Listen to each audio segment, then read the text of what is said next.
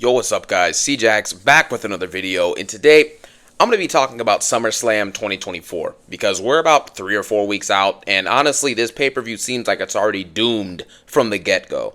Let's talk about what's going to probably be the main event of the show. Cody Rhodes versus Solo Sikoa.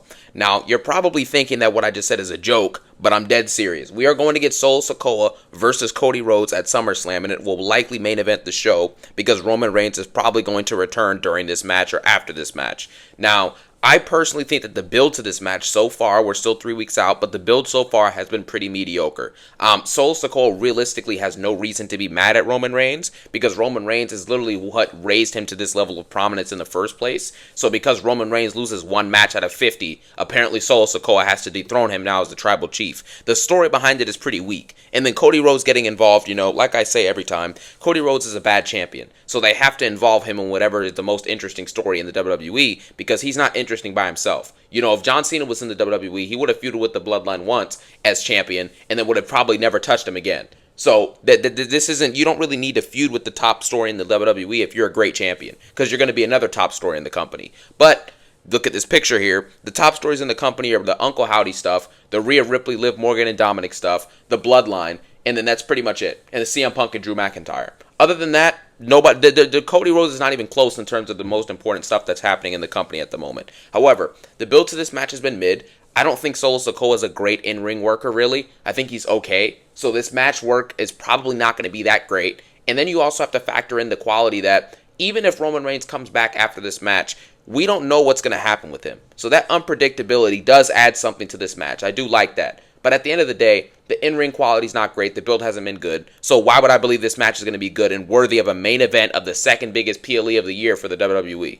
You know what I mean? So that's absolutely ridiculous. So we need to just stop with that. This main event's already going to probably be doomed, and it's not going to be that great. But hey, who knows? Let's just get there. Then we have Liv Morgan versus Rhea Ripley. And I'm sure Dominic Mysterio is going to get involved in this match. Now, Rhea Ripley returned on Raw.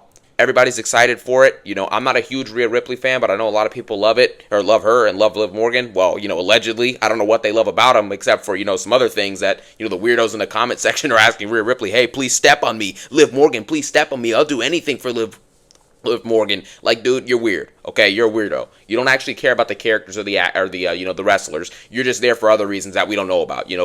When you see the women's segments on Raw, right? The fans are holding up their cameras and they're recording something, and then magically when The Rock comes out, their phones are in their pockets. So what were they recording? If you're not going to record when The Rock comes out, why are you recording when Liv Morgan's in the ring by herself? It's very, very weird. But anyways, that's none of the point. This match is probably going to be very good.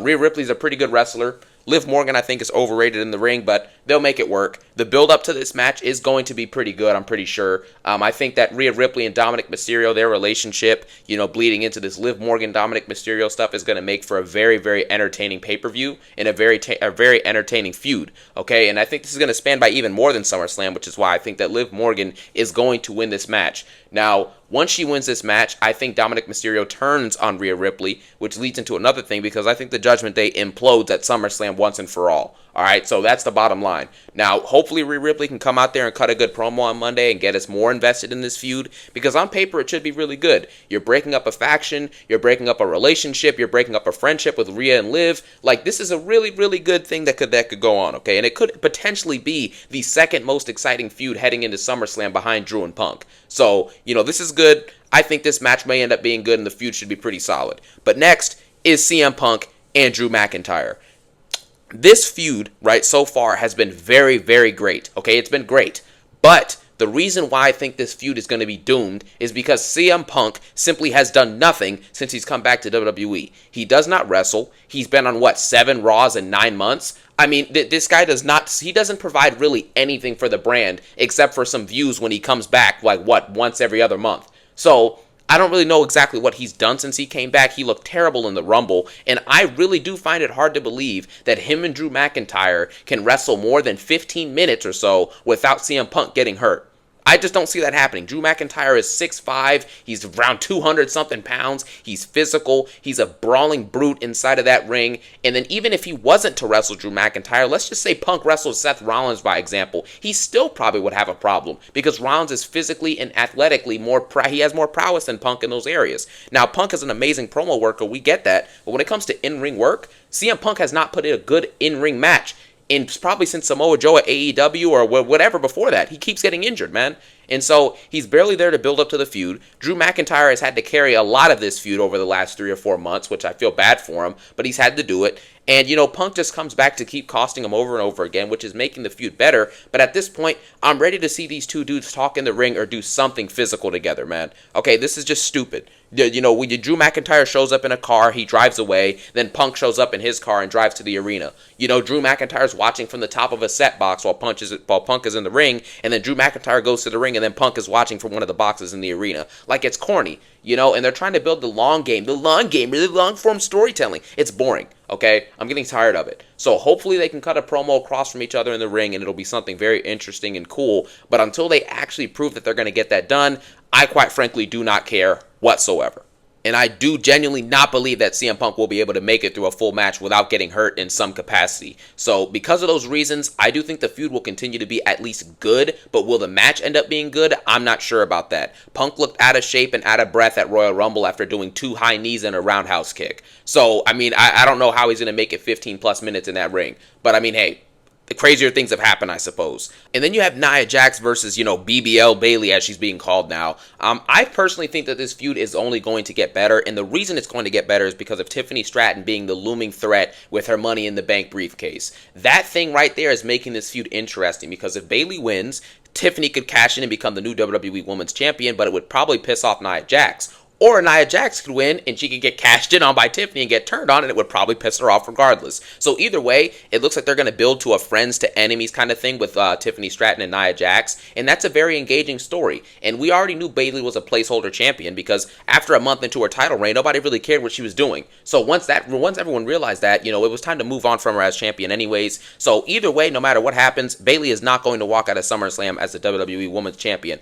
At least I think so. I'm like 90% sure that's not going to happen. So that would be good for the company. Tiffany Stratton winning the WWE Women's Championship would bring a lot of eyeballs to SmackDown, man. She's the biggest draw right now on SmackDown when it comes to the women's division. And quite frankly, she gets the biggest reaction. And she puts on the best matches behind Bianca Belair. Like the athleticism, the talent, the support that she has behind her from the fan base. She's incredibly over right now.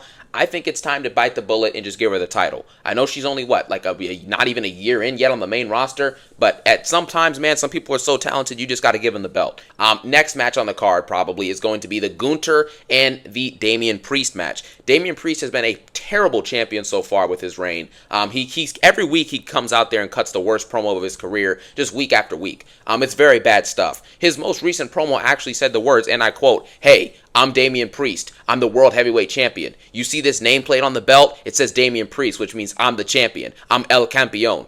When you go out there and you cut a promo like that in a backstage video where you have infinite takes to cut a good promo and you give us that, you're not ready for this. And we already knew Damian Priest was a transitional champion to begin with. Gter is more talented than Damian Priest on the mic, and he's also more talented in the ring. So there's no reason why Gter should not win this match unless they're trying to elongate this Judgment Day feud even more or something like that. But there's no reason that Gter should lose this match, and I'm really sure that he's going to win this match. This should be good to see Gter as a world champion because I think a lot of people are getting tired of Damian Priest. He's not believable as a world champion because he's a mid-carder trying to be a main eventer.